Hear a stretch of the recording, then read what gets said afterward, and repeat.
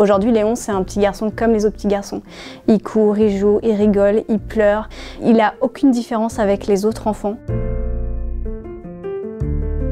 La phénylcétonurie, c'est une maladie génétique rare, une maladie du métabolisme qui nécessite un régime strict, à vie, sans protéines.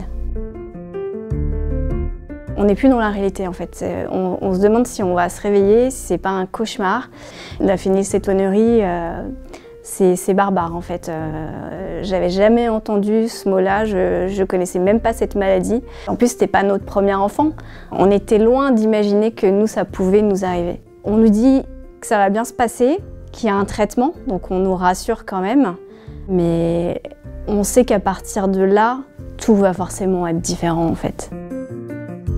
Sans le dépistage, aujourd'hui, Léon aurait des retards physiques et mentaux extrêmement importants.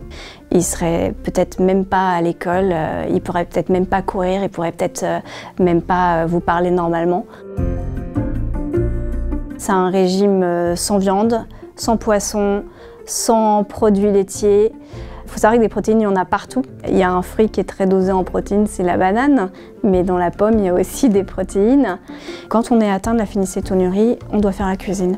On n'a pas le choix. On doit absolument tout peser. Il y a aussi des aliments très spécifiques qui sont fournis par la GEPS, la pharmacie centrale.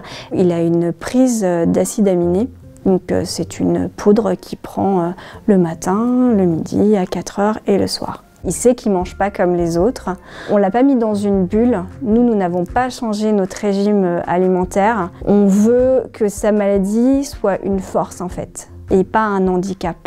On a la chance d'avoir une équipe qui est disponible et à l'écoute. La diététicienne est extrêmement importante. Elle nous guide en fait, elle est là pour nous apporter les informations dont on a besoin. Évidemment le généticien qui lui aussi fait le suivi de l'enfant. En France, la prise en charge elle est à vie.